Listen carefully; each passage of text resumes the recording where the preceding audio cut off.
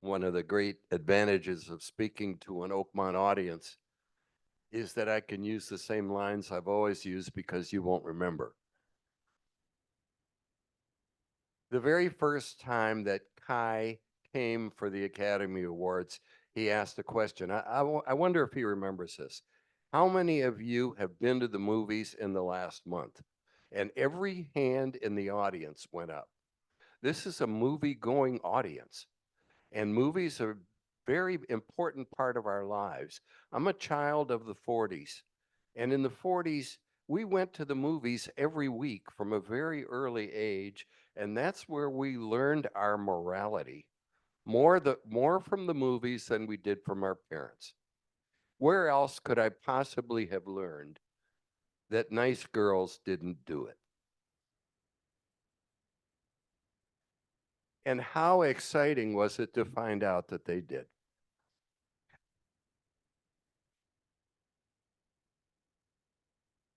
Now, this is the obligatory introduction that I was handed, so I have to play by the rules. It gives me great pleasure to introduce one of Symposium's favorite speakers, Kai Boyd. Many of you remember Kai when he ran the beloved Rialto Cinema Lakeside next to Mary's Pizza. The Rialto, by the way, when he left there, they gave him a going away evening party and 850 people showed up. That's how popular he and his business was. Kai is a genuine, bona fide, complete and total movieholic. Anything movies, the actors, the films, the directors, the whatever, he knows. For that reason, we should listen with both ears when he gives us his Academy Awards review. No one knows this stuff better than Kai does. He was born and raised in Great Falls, Montana. We're very lucky to have him here with us in the North Bay now. Every year, Kai tells us who his choices are for the movie people with whom he would most like to have dinner. So Kai, in addition to your Academy Awards review, we also eagerly await hearing who your preferred dinner partners would be for 2024. Now, please give a warm welcome to Kai Boyd. Thank you, Victor. I forgot about the dinner question.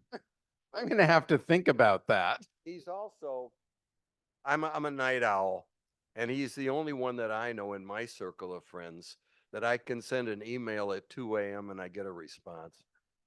You won't get a response from me at 8 or 9 in the morning, but 2 a.m.? Yeah, I'll do that. I'll do that. Anyway, hang on, I gotta log in here because I got a quote I want to read. And of course, EIA. If there anyone who still has ballots, can you please turn them in, because we want to be able to tell you who Oakmont will vote for the Oscars. Today is always a little bittersweet for me because every year in September, I go to the Toronto International Film Festival, and the fall film festivals, Telluride, Toronto, and Venice are really sort of the kickoff of what I consider the real movie-going season of, when Hollywood gives us all the good movies, and, after we've survived a summer of comic book crap. So today is always a little bittersweet because we live with these movies for almost 6 months, and then after today, they start going away and we start all over again. So it's always nice to be welcome back here and asked back here. So I want to share with you a quote that legendary songwriter Diane Warren posted earlier today. If you don't know Diane Warren, you probably know her music. She has been nominated for the Oscar for Best Original Song 15 times. She has not yet won one, but she received an honorary Oscar last year. Among her songs that have lasted far beyond the movies they were from include Starships, Nothing's Gonna Stop Us Now, which was originally from the Andrew McCarthy movie Mannequin that nobody remembers. And also Because You Loved Me, the Celine Dion song that was from Up Close and Personal with Robert Redford and Michelle Pfeiffer. This year she has a song that was nominated for a movie that mostly was seen on Hulu called Flamin' Hot, which has something to do with Doritos. So I have no idea. I wasn't interested. Anyway, here's what Diane said this morning. Some thoughts on Oscar Day. First of all, anyone, including me, who was nominated were put here by the very best in their fields. In my category, it is the very best of the very best on the planet in film music. There are only 5 of us. 4 of us will not win tonight, but all of us have already won. I want to take a moment to say thank you to everyone who has supported me and my song this year and so many of my songs through the years. That means everything. That is the win. I thought that was nice. So anyway, couple of things. Who knows what year the first Oscar ceremony took place? Close. Not 1913. Closer. 27. 28. 1929. For the record, that was also the year of the shortest Oscar ceremony on record. It was 15 minutes. Now, at the other end of the spectrum, the longest Oscar ceremony on record was in 2002. And that was 4 hours and 23 minutes. One of the things that we have started doing at the theater that we weren't doing last year that I should promo is we now have a trivia night, and it's the last Tuesday of every month except December, and it's from 6:30 to 8:30. And so we come up with these categories and write trivia questions. And so one of the ones that I wrote was not your usual Oscar trivia. And I learned some things. For instance, did you know that prior to 1940, the Academy did not use sealed ballots? They used to send out a press release to all of the Los Angeles media, telling the media who the winners would be. And then they would announce them at the ceremony. Well, one of the newspapers in 1939 published the winners before the ceremony. So starting in 1940 is when the Academy went to secret ballots. These are things you can learn on Wikipedia. How much does an Oscar statue weigh? We have 8, 10 pounds, 6 pounds, 2 pounds. It's 8.5 pounds. I was surprised at how heavy they are. And they're 13.5 inches tall. Now, one of the things that I thought was very interesting was, who named the statue Oscar? And there isn't an official answer on this. There's a bunch of different stories, but this one is my favorite. In her 1962 autobiography, a legendary Hollywood star claimed that she named the Oscar statuette in 1936 after her first husband, Harmon Oscar Nelson, of whom the statuette's rear end reminded her. Any guesses as to who that was? Betty Davis. All righty. Let's see. And here's another interesting thing. If you win an Oscar anytime after 1950, the Academy owns the statuette. If you get it, but if you decide you don't want your statuette anymore or your estate doesn't want it, the Academy has the right to buy it back for $1. You have to sign that agreement when you become an Oscar winner. Or you don't get to keep the statuette they gave you. So anyway, that was a little bit of random things that I learned. One of the other things I want to mention that we've started doing is we do a free movie every month. It's usually the second Thursday. It's either the first or the second Thursday of each month. And we call them big screen classics. We just did Charade with Audrey Hepburn and Cary Grant last Thursday. They're at 1 o'clock in the afternoon. It's completely free. And our next one will be October Sky, which is a wonderful movie in April that I think is really, really great. So, and you get to see a very young Jake Gyllenhaal. All righty. So, couple of things here. The oldest Oscar nominee of all time. Any guesses?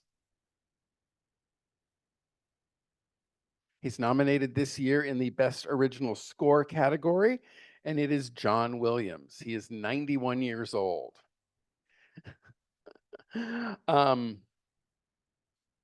And he breaks the record he set last year when he was nominated for The Fabelmans when he was 90.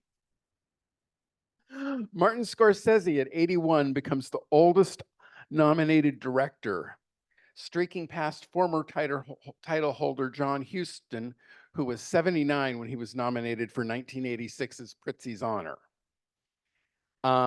So yeah. So let's get into it here. Chris, how are we doing on the, oh, good. Okay. Let's kind of talk about some categories here. Oh my goodness. All righty. So, let's start with Best Actor in a Supporting Role. We have Sterling K. Brown for American Fiction. How many of you saw American Fiction? I liked American Fiction a lot. We have Robert De Niro for Killers of the Flower Moon. How many of you saw Killers of the Flower Moon? How many of you sat through it in one sitting? There's a lot of discussion about Killers of the Flower Moon, and at 3 hours and 26 minutes. And I remember when movies used to have intermissions. In fact, in Great Falls, Montana, where I grew up, every movie had an intermission. It didn't matter whether it was Gandhi at 3 hours or an 80-minute Disney cartoon. At the 1 hour mark, there was an intermission. Sometimes I miss it. Robert Downey Jr. for Oppenheimer, Ryan Gosling for Barbie, and Mark Ruffalo for Poor Things. So how many of you saw Oppenheimer? Almost everybody. Great. How many of you saw Barbie? Pretty good. Almost everybody. How many of you saw Poor Things? Well, you're ahead of me. Sorry, I did not see Poor Things. I did not care for the director's previous film, The Favorite, and I just couldn't get myself there. And so anyway, so according to the Sunday Symposium, the Oscar winner is going to be Robert De Niro in Killers of the Flower Moon. But I hate to tell you this, the prognosticators are telling us it's going to be Robert Downey Jr. He's won every supporting actor award, it seems. You know, he won the Golden Globe, he won the SAG, he won the this, he won the that, he won the other thing. And I actually think it's a really good performance. One of the best of his career. So Best Actress in a Supporting Role. We have Emily Blunt for Oppenheimer, Danielle Brooks for The Color Purple. How many of you saw The Color Purple? Mostly that half of the room. Okay. America Ferrara for Barbie. Jodie Foster for Nyad. How many of you saw Nyad? Okay, good. I love Nyad, and I think that her performance in Nyad is some of Jodie Foster's best work. I mean, she's been so amazing in so many movies, but for me, her performance in Nyad was just fantastic. And then how many of you saw The Holdovers? Almost everybody. And Divine Joy Randolph is nominated for The Holdovers. And it looks like you guys think that she is going to win. And pretty much that's what we expect. It's a great performance in a great film. I mean, I really enjoyed The Holdovers. I think it's Alexander Payne's best film. And it was so nice to see Paul Giamatti play a different character. I've been watching him on that TV show on Showtime that he did for 7 years called Billions, and he was playing a very specific character. And I just thought that, he was fantastic in The Holdovers. And here's an interesting story. I don't know if you know this or not. Dominic Sessa, who's the young man who's kind of his nemesis in The Holdovers, this was his first movie. When Alexander Payne was talking about the movie after the screening in Toronto, he told us that, when they were casting the movie, they had a really hard time casting the role that Dominic Sessa ended up playing. And so he said to the casting people, reach out to the schools where we're shooting because, it's a movie, so we can't just use one boarding school. We made the boarding school out of 5 different boarding schools. So anyway, they reached out to the drama programs at the various schools to see if there was anyone, who would, fit the bill. And Dominic Sessa came out of one of those boarding schools. And it's his first movie. He's in an Oscar-nominated Best Picture with Paul Giamatti. It's really, really amazing. So anyway, and then let's see here. Yeah. So moving on to actor in a leading role. Well, this is interesting. Okay. So we've got Bradley Cooper in Maestro. How many of you saw Maestro? I'm guessing at least 15 of you. How many of you saw Rustin, Coleman Domingo in Rustin? If you haven't seen Rustin, it's streaming on Netflix. It is really a great movie about a man that, whose name needs to be more known. Bernard Rustin was actually very important. Okay, then we've got Paul Giamatti in The Holdovers, Cillian Murphy in Oppenheimer, and Jeffrey Wright in American Fiction. How many of you saw American Fiction? Did I already ask this question? Okay, there we go. Oh yeah, because Sterling K. Brown was in American Fiction. Okay, so this is interesting. So the prognosticators really think this is a 2-person race between Cillian Murphy and Paul Giamatti. Personally, I hope Paul Giamatti wins the Oscar. I would be perfectly happy with Cillian Murphy winning it. I'd love to see Coleman Domingo win it, but I don't think that's going to happen. And then you guys voted for Bradley Cooper in Maestro. So interesting.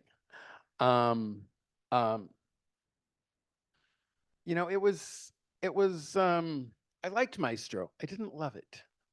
I wanted to love it. I had really high expectations of it, and I didn't quite love it.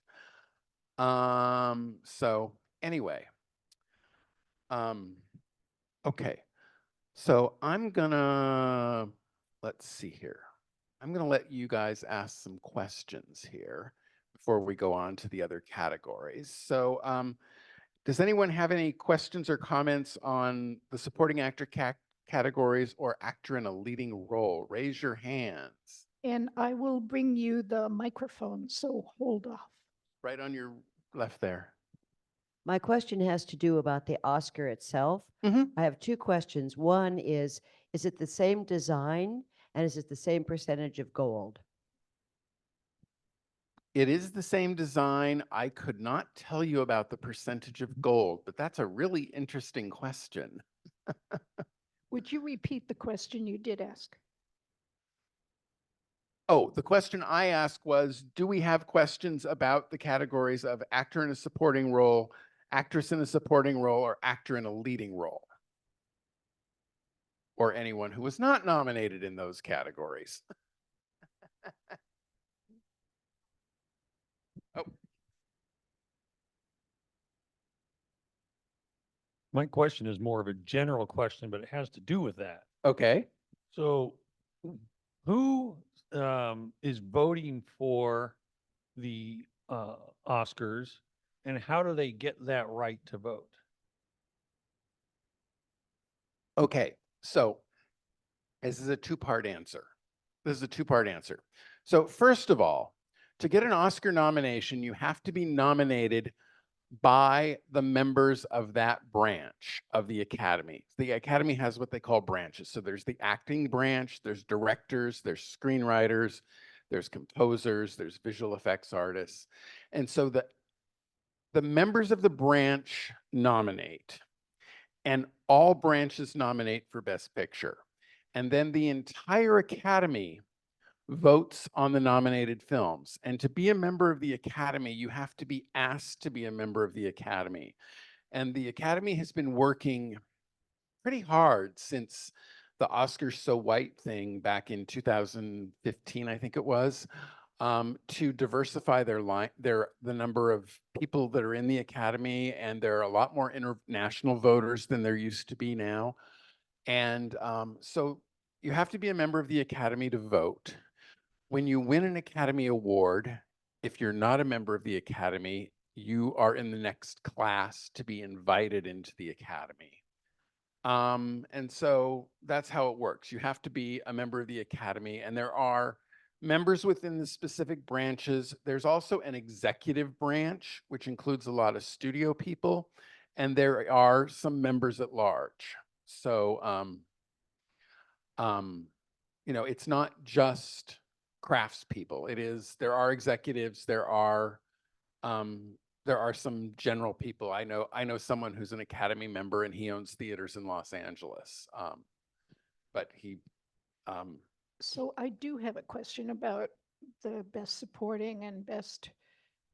So if you are a female actor, and who gets to decide if you're going to be in supporting or leading when you've got multiple roles in a movie? that is usually a decision that's made between the production, the movie, the producers of the movie, in consultation with the actor, actress's team. And, you know, there have been some controversies over the years about people who, you know, there's what they call category switching, where, you know, it's really a leading performance, but we're going to go in supporting because we think we have a better chance. This year, I think that they're all really truly supporting performances. None of those women in Best Supporting Actress are the lead. And I would say the same of the supporting actors as well. So we have another question. How come Greta Gerwig and Margot Robbie weren't nominated when they did a film that really put going to the theaters back in vogue following the pandemic? Well, I think if the theater owners had gotten a vote, it would have been different. But let's dispel a couple of notions here. First of all, Greta Gerwig did get nominated. She got nominated for writing the screenplay. She did not get nominated for director. And Margot Robbie did get nominated as a producer for Barbie. She did not get nominated as Best Actress. And I know that a lot of people have issues with that. But she did receive a nomination because she is the lead producer on the film Barbie. So, you know, they were recognized in some ways. Why they weren't recognized? I mean, I don't have an answer on Greta Gerwig. I really don't. I mean, you've got Jonathan Glazer for Zone of Interest, Yorgos Lanthimos for Poor Things, Christopher Nolan, Martin Scorsese, and Justine Triet for Anatomy of a Fall. I think, if anything, Anatomy of a Fall probably snuck in there as a really well-liked movie that, you know, and it got a lot of support. And it's interesting because Anatomy of a Fall, I'm gonna bounce around a little bit here. Anatomy of a Fall, you know, won the Cannes Film Festival back in May of last year. And there was a lot of thought that Anatomy of a Fall would be France's choice to submit in the Best International Feature category. But France didn't submit Anatomy of a Fall. They submitted The Taste of Things instead. And The Taste of Things did not get any Oscar nominations. And this is a little bit head scratching to some of us because Anatomy of a Fall was such a strong, strong film. And France has not won an Oscar for Best International Feature or Best Foreign Language Film, as it used to be called, since Indochine back in 1993. So it's really surprising that they didn't choose to submit Anatomy of a Fall. And so the likely outcome of that is that Jonathan Glazer's Zone of Interest will be the film that you see take home the Oscar for Best International Feature. But both Zone of Interest and Anatomy of a Fall obviously had really strong showings because they both received Best Picture nominations. So, and actually, I had a little trivia thing about that here.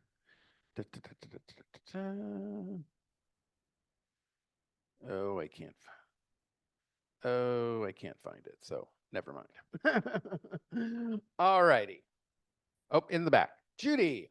Yeah, okay, so who is it that decides who gets nominated? Who are the people that vote and how many people vote? Well, it depends upon how many people are members of each particular branch. So actors nominate actors, directors nominate directors, screenwriters nominate screenwriters, and it's a you vote, and whoever gets the most the top 5 vote getters in all of the categories except Best Picture become the nominees. For Best Picture, it's 10. It's a varying number. It was 10 this year. But it's decided by the nominators are the members of the individual branches. So, okay, one more. Considering that you eat, breathe, live movies, this is a question about your personal interest in the Academy. Would you want to be part of it? And if you did, how would you go about doing that? I'd have to get someone to campaign for me to submit me as a member. I don't know that I want to be a member of the Academy. It's a lot of responsibility. I kind of like being on the sidelines. And also, if you're a member of the Academy, then you have to, there's all the stuff that goes on with during the awards season. I mean, Academy members get invited to all kinds of screenings and stuff. And I'm not in LA, so I think if I lived in LA, I might want to be a member of the Academy. I think it might be really fun, but they have a fair number of Academy events in San Francisco, but I don't like to schlep as much as I used to. I'm perfectly happy staying at home. I go to the theater, I go home, it's it's a big deal when I come this far east.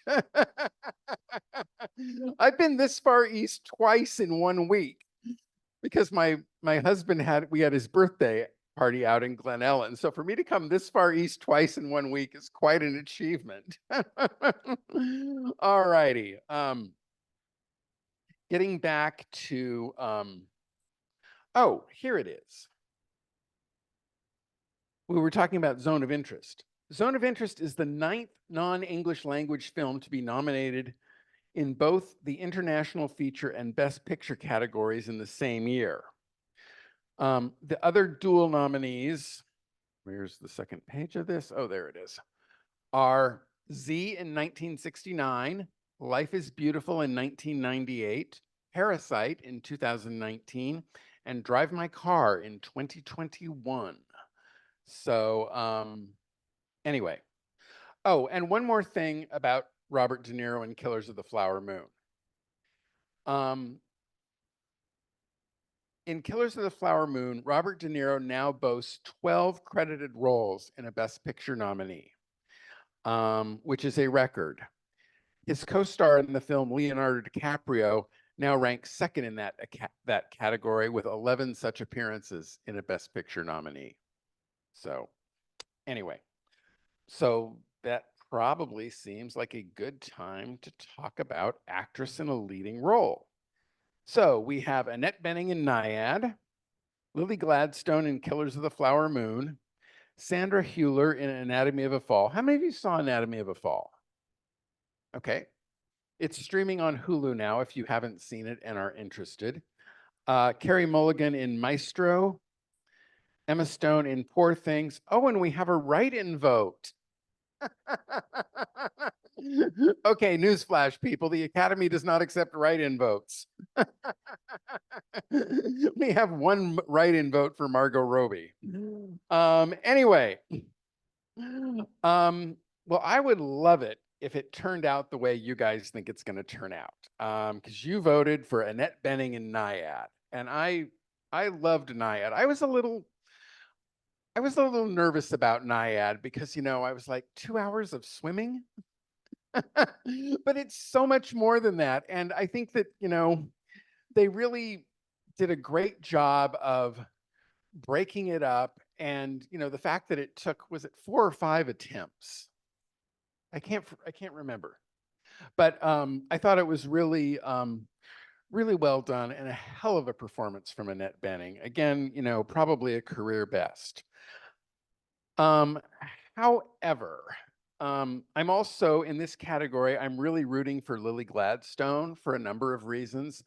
Not just because she is the first Native American to be nominated in this category, but she is from Browning, Montana, which is not that far from Great Falls, Montana. And she is a graduate of the drama program at the University of Montana. Go Grizz! So, but it also seems like she's got some competition from Emma Stone in Poor Things. I really hope it is Lily Gladstone, but I wouldn't be surprised to see it be Emma Stone from Poor Things. So, but I really wish you guys were right and it was going to be Annette Bening from Naiad, because I really, really love Naiad. So, okay. Director. So we have Jonathan Glazer in Zone of Interest. How many of you saw Zone of Interest? Just a few, okay. Yorgos Lanthimos, I can never pronounce this guy's name, from Poor Things. Christopher Nolan for Oppenheimer. Martin Scorsese for Killers of the Flower Moon. And Justine Triet for Anatomy of a Fall. So Oakmont says Christopher Nolan for Oppenheimer, which I think is actually what's going to happen. I really liked Oppenheimer, and I have a little bit of a story about Oppenheimer, which has nothing to do with the movie, but I'm going to tell it anyway. So, in addition to owning the theater in Sebastopol, I own 2 theaters in the East Bay, Rialto Cinemas Elmwood in Berkeley and Rialto Cinemas Cerrito in El Cerrito. And because so much of Oppenheimer takes place in Berkeley, it was very important for us to open Oppenheimer at the Elmwood in Berkeley. Well, 2 days before the film was scheduled to open, a car crashed into the building. And the theater sits on the west side of College Avenue. So the car was going northbound on College. So it was in the opposite lane on the east side of College Avenue. There was a poodle in the back seat. The poodle was not secure. The poodle jumps from the back seat to the front seat, startles the driver, who, reacts by flipping a U-turn. Thankfully, there were no cars parked in our loading zone in front of the Elmwood, and there was no pedestrians walking by at that particular moment. And if you've walked down College Avenue in the Elmwood district in Berkeley, it's a very pedestrian-oriented neighborhood. There's a lot of foot traffic. So the car hit the building, and it hit the wall it hit on the building happens to be the wall that all of our electrical service is on the other side. So you can imagine the drama. So it was touch and go, but we did manage to reopen in time to open Oppenheimer on that Friday. And so after that, I got witty and I had them put up on the marquee. We've survived a fire, a flood, a pandemic, and a poodle. Because the theater survived a fire in the 1980s. There was a flood in the early 2000s. You know about the pandemic, and now we've survived the poodle. I have no idea. The dog was fine. All the occupants of the car walked away unscathed. The only thing that was scathed was the building and my insurance, because the driver was unlicensed, the car was unregistered, and the driver was uninsured. So anyway, we're still dealing with the fallout from it. I mean, let me tell you something. Replacing historic ceramic tile from the 1940s that's got a particular ribbed pattern in it is not easy. That little project alone has taken months. Anyway, back to Oppenheimer. But you know, this is sort of the context of what I'm dealing with. Anyway, and I actually didn't see Oppenheimer until September. I kind of knew how it ended because I had to manage some shifts at the Elmwood. Shifts. You know, and I mean, it was very interesting to me because people were coming out of it and it was like they were shell shocked. Like a lot of people, I think the movie's a real wake up call that, you know, we did this.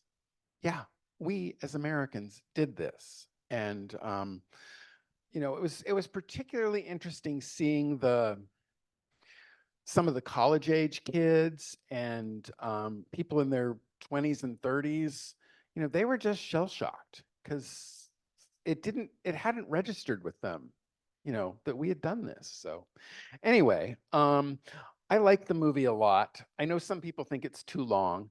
I thought it sailed by. I mean, for me, it was the 3-hour movie that only felt like it was 2 hours long. You know, and we've all seen the 90-minute movie that feels like it's 3 hours. So I really enjoyed Oppenheimer, and I really think it's Christopher Nolan's best film, and such a much better film than, how many of you saw Tenet? His pandemic era film that came out in 2020 or 21. It was incomprehensible. I could follow Inception. I could not follow Tenet. Anyway, it's interesting to note that in second place, you guys voted for Martin Scorsese in Killers of the Flower Moon. And then Justin Triet for Anatomy of a Fall, and Jonathan Glazer and Yorgos Lanthimos tied at 2 votes each. So there you go. So moving on to Best Picture. I have a question. How many of you have seen a movie called Origin? Wow, only 2 of you. Wow. This is my favorite movie of the year. And I was really shocked when Origin did not get any Academy Award nominations. It's a film, for those of you that don't know it, it's a film by Ava DuVernay, who previously directed Selma and 13th and several other things. And it's the story of the Pulitzer Prize winning author, Isabel Wilkerson, as she's on her journey to write her Pulitzer Prize winning book, Caste, C-A-S-T-E. And the premise of Caste is that what we know as systemic racism in America is really a form of caste. And it's very similar to what the Nazis did to the Jews in Germany. And it's very similar to what happens to the Dal people in India. And it's a brilliant screenplay of a book that is largely unadaptable. And so it's what Ava DuVernay does is she takes you on this journey of Isabel Wilkerson's life and the kind of dual tragedies that happened to her, and put her on this path to writing this acclaimed, groundbreaking book. And there's not many movies about authors that actually show you, their path to their book. Mostly we just get adaptations of books. And I thought it was a terrific performance from an actress, Ingenue Ellis Taylor, who you probably previously saw as Will Smith's character's wife in King Richard. She's a brilliant actress. And I was really, really surprised that Origin was totally ignored by the Academy. I have a theory as to why this is. The distributor of Origin was a little company called Neon. And Neon had 3 films this fall. They had Anatomy of a Fall, they had Origin, and they had Michael Mann's movie Ferrari, starring Adam Driver and Penelope Cruz. Now, Ferrari was a really big deal for Neon because it's a $90 million movie. They didn't produce it. They had the rights to distribute it. It was independently produced and financed. But the producers of Ferrari had, big goals and big dreams. They wanted an Academy Award nomination for Adam Driver. They wanted one for Penelope Cruz, and they thought they should get a Best Picture nomination and probably a Best Director nomination for Michael Mann. So there was a lot of pressure on Neon to, get Ferrari seen by everybody that is anybody in the Academy so that it would, could get nominated. And my theory of this is that Origin got short-shifted because Origin premiered at Toronto, and then it was originally slated to come out in early November, but then they delayed it to December, and Ferrari was coming out in mid-December as well. And so poor little Origin, I spotted this issue back in Toronto because both Origin and American Fiction were in the Toronto International Film Festival. And I remember having a conversation with my film buyer, Doug, saying, Neon and MGM, who's distributing American Fiction, they need to coordinate here and make sure that they're not putting these 2 movies in the marketplace against each other at the same time. And wouldn't you know it, that's exactly what happened. Origin and American Fiction were in the marketplace at the same time, and Origin being the more serious, more heavy film. It's not a comedy. It's not as accessible as American Fiction is, and it really got overlooked, which I think is really too bad. So I was really surprised on the day the Oscar nominations came out that we didn't get anything for Origin. Oh, and by the way, yes, Origin is playing at Rialto Cinemas, so a little shameless self-promotion. It's a really great movie, and I know people who I've been, I guess, proselytizing, for lack of a better word, about this movie for quite a while. And everybody I know who's seen it, they come and they see it again and they bring people. So, come out to Sebastopol and see Origin, or when it hits the streaming services, it'll probably be on Hulu. See Origin. Take the time. It's an incredible movie. So let's talk about Best Picture. Okay, so we've got our nominees. American Fiction, which I really thought was brilliant. It was so simultaneously funny and thought-provoking. And, satire is really hard to pull off. And I think a lot of satires have great first and second acts, but they kind of fall apart in the third act. And I really felt like American Fiction, Cord Jefferson, who's the writer-director, and it's his first feature. He's written a lot for television, but it's his first film as a writer and director for a feature film. I thought he did a brilliant job of it, and really, he kept it going. The third act is really strong. Anatomy of a Fall, very strong courtroom drama, and, very talky. And we know the Academy likes talky. Barbie. I was a little I was a little resistant to Barbie. Not resistant to show Barbie, obviously. But I didn't see Barbie until mid-September.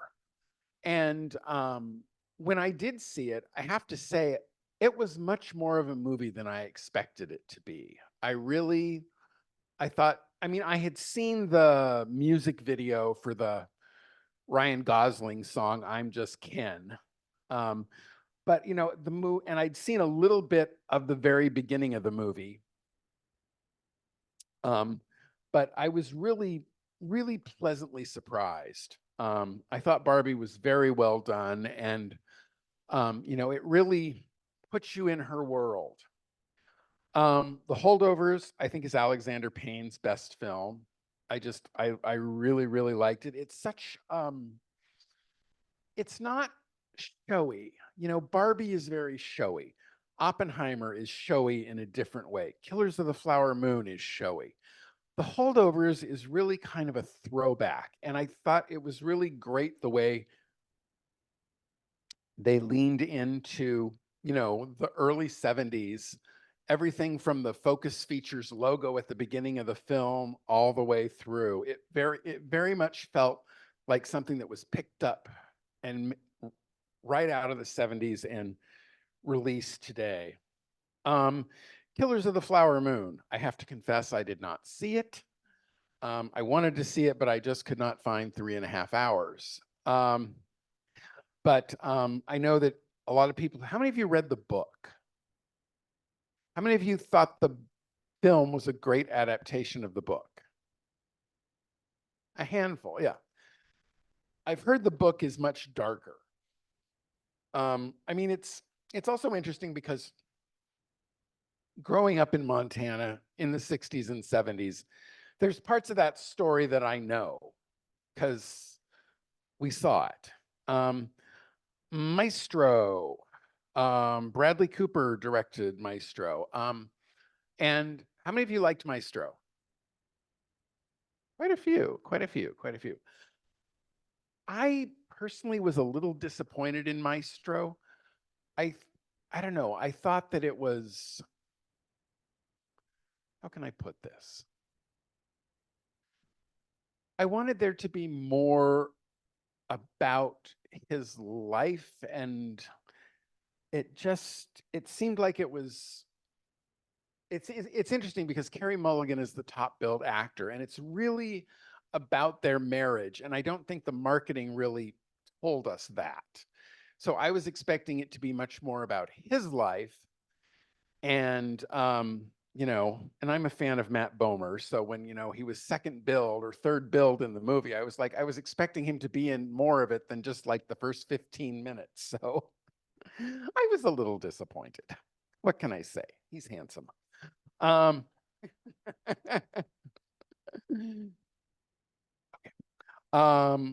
Oppenheimer, how many of you saw Past Lives? A few. Wow, what is it with this side of the room? Okay.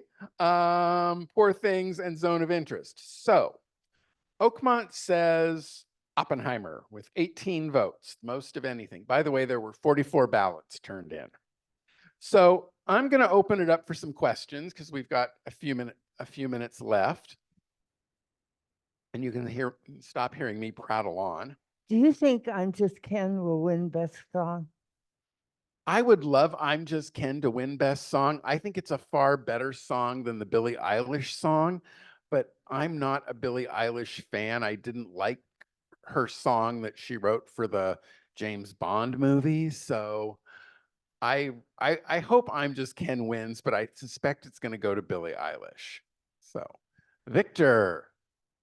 I think this is the year that the Academy is going to have to try and gain back their credibility, because last year for Best Picture, they chose the worst movie in 100 years. Victor, for those of you who don't know him, is not wishy-washy. But now, come on. Everything, Everywhere, All at Once, it was worse than The Men Who Stare at Goats.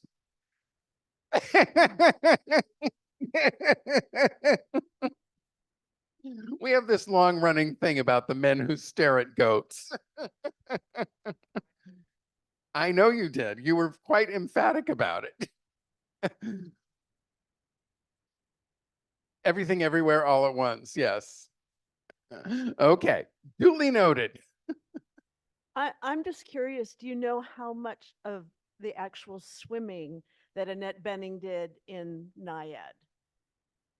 I believe she did quite a bit of it. And the thing of it is that the actual woman, Bonnie, I think her name is Bonnie Milligan, who was Jodie Foster was playing Bonnie Milligan. She actually came to the screenings in Toronto because Jodie Foster and Annette Bening couldn't because this actor strike was still going on. And they couldn't bring Diana Nyad to Toronto either because of her work as a sportscaster for ABC and the Wide World of Sports, she was a member of SAG. So she couldn't come. The SAG is the Screen Actors Guild, for those who don't know the acronym. Anyway, but Bonnie said that, Annette was not a swimmer prior to making Naiad, and it really has become her passion. And she really, it's her in the water most of the time. Here's the other random trivia thing. For those of you that don't know, Sam Neill raises pigs. The New Zealand actor Sam Neill, he named one of his pigs in honor of Annette Bening. Hi, now that we've seen the slowdown of all the Marvel characters and the thousands of movies that spin off, I keep hearing Thank that there's going to God. be a revival of this. Please tell me that we've gotten over the Marvel movies. We haven't gotten rid of Marvel movies, unfortunately. But I think that there've been a number of films in the Marvel movie and in the other comic universes, the DC comic universe, and those films have, those are huge, expensive movies, and a lot of them recently have underperformed. And so when you have movies like Barbie, which grossed $1 million at the box office, and Oppenheimer, which grossed grossed over 900 million at the box office, almost $1 billion. It's proving to the studios that there is room for original storytelling. Not everyone wants to see comic book movies. We need to have more diversity in the storytelling. I mean, this has been my drumbeat for years and years and years. I mean, I'm very proud of the fact that, in any given week, if you look at all the theaters in Sonoma County, and it's amazing how few there are now. I mean, of all the ones that have closed since COVID, we always have the most diverse lineup of movies of any theater in Sonoma County. Because, we don't give 5 screens to the latest Marvel movie or the latest, whatever. We've always got something weird on. I had a question. Yep. A friend pointed out, I'm not sure exactly why, but that there's a new preferential rating of the best picture, and that he thought that it wasn't really a very good way of making that choice. Well, it's called ranked choice voting, and it's not new. It was new back in 2007 or 8. The Academy's been doing ranked choice voting for the Best Picture category since then. And for those of you that don't know how ranked choice voting works, you rank each of the nominated films 1 to 10. And so then when they get the ballots, and they do this process manually, which amazes me, they put films, they make 10 piles, all the number 1 vote on each ballot. So the film with the least number of votes as the number 1 choice, those ballots, that film is disqualified, and then those ballots get redistributed based on their number 2 votes. And you keep doing this until one film emerges with 50% of the vote. And so that's the way ranked choice voting works. There's a theory that ranked choice voting is why you saw La La Land lose Best Picture to Moonlight. It's, I don't know. When the Academy first announced this, back when the Sunday Symposium was over at the Rec Center, which tells you how long ago it was, I was very interested in this. And so I brought ballots and I made the audience, or asked the audience, to vote for Best Picture 2 ways. And we did both ranked choice voting and traditional choose the best pick, vote for just your choice for Best Picture. And my thought was, my point that I was going to prove was that this was going to change how voting worked. And I was wrong. It turned out, at least for this pool of voters, that we ended up with the same result, whether we used ranked choice voting or traditional just vote for your favorite. So I don't necessarily agree with your friend's hypothesis, but you know, in certain years it can affect it, but I don't think this year it's going to affect it at all. I think Oppenheimer is such a clear favorite. Next. I just wanted to answer the question. I read this morning that Annette Bening did 100% of the swimming. And I Thank remember you. that I read it this morning, but I don't remember where I read it. Yeah, I knew she did most of it. I didn't realize it was 100%, but yeah, quite an achievement. Yes, they're in the back. So do you think there's any validity to the claim by many people that the reason Ava DuVernay and Greta Gerwig weren't nominated is because they're women? No. And part of that is because I think we have 3 Best Picture nominees that are directed by women. We have Anatomy of a Fall, we have Past Lives, and what's the third one? Barbie. But I do think, you know, there are only 5 nominees for Best Director. I think that part of why Barbie wasn't nominated is because it's not perceived as serious a film as, you know, the 5 that were nominated. It's more of a comedy, and the Academy has always had a historic bias against comedy. So, and then as far as Ava DuVernay, I think the fault there is with Neon, because I don't think they did enough to get the movie screened and seen in, you know, after Toronto. They didn't get it screened and seen in October when all the other movies were being screened, you know, for the directors and stuff and for the actors. You know, it's just a matter of when you have a small company like Neon. I mean, there's like 20 people that work for Neon. When you have a company that's that small, there's a limit to how much you can do. And they had 3 films they were trying to promote. And so you ended up with, you know, and the producers of Ferrari were really pressuring them. So I think that, you know, Origin got short shifted, but I don't think it's the fault of the Academy. I think the fault there lies with Neon. So, hi. Hi. Anatomy of a Fall, I believe, is a French film. It is. So I wondered how that got nominated for Best Picture and not Best Foreign Film. Well, as I said earlier, it was not chosen by France as Best Foreign Film. So foreign language films are chosen by each individual country. They choose 1 film to submit. And so Canada submits a film, you know, France submits a film, Spain submits a film. There's like 59 or 60 countries that submit films. And France chose to put forth The Taste of Things rather than Anatomy of a Fall. But just because it wasn't submitted by France, Anatomy of a Fall wasn't submitted by France, it was still submitted by Neon for all the categories in which it was eligible, which included Best Picture. So you can be in both foreign language and best picture, but in the case of Anatomy of a Fall, because the country, it wasn't the country's official selection, it wasn't eligible for best international features, they now call it. I still call it foreign language film, but it's really now called best international feature.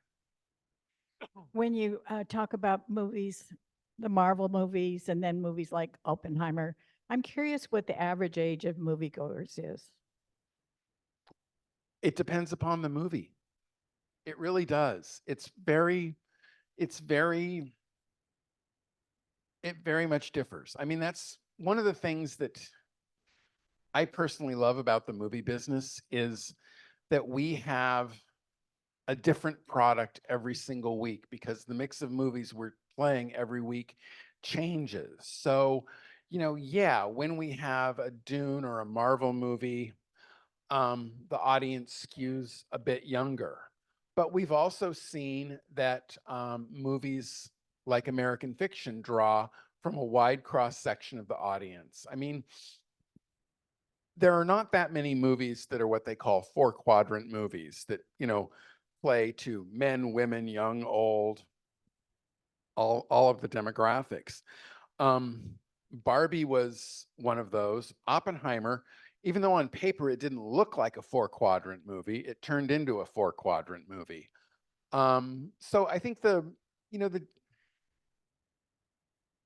you have to look at it too, like my theater, the audience skews a little more older, a little more mature because we have more of an art house bent. The Summerfield skews the same way, whereas the Roxy and the Airport and the Boulevard in Petaluma all play much, much younger. But you know, they tolerate things that we don't. We don't tolerate bad behavior from teenagers. You know, we want to have a respectful audience as much as we can. And so we don't get the kind of, you know, nonsense that can sometimes go on in the bigger multiplexes. Back in the day, I remembered I just want to observe, I love this expression back in the day. It can be back in the day can be like 5 years ago. It can be 100 years ago. It can be 20 years ago. It covers all areas of time. So let's. Well, here in Oakmont, it's all the same time. Okay. So back in the day. So with Dallas Buyers Club, I really liked that movie, and I was I love happy that that movie. McConaughey won. However, in the next movie I saw with McConaughey, it's like, wait a minute, that's the same guy. Is he acting or not acting? So that brings forth the question, kind of two questions here. Is there a lot of politics involved in these awards? And part two, the people who are voting, are they really thinking about who is best for whatever, or is it just more of they like this one best and that's who they're voting for? Okay, to the first question, yes, there's politics in it because, I mean, to get nominated and to win, you have to campaign. I mean, you have to go out and go to the events and do the glad handling and shake the hands and do the appearances at the special screenings for the Academy members where they have the filmmakers and they have the actors and they do the Q&As and stuff. You have to do all that stuff. You have to play the game. And if you don't want to play the game, then likely you're not going to get nominated and you're not going to win. I think some Academy members vote with it's just like the general public. Some people will vote, you know, based on who they really think is going to be the best. Other people will vote just based on their own taste. And so, you know, like for acting, since you were talking about Matthew McConaughey, you know, actors like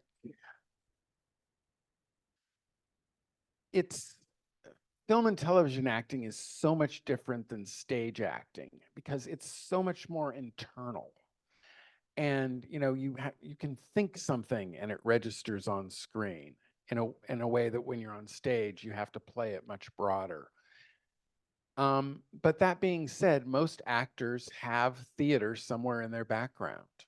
And so I think actors tend to like showy, they tend to like big.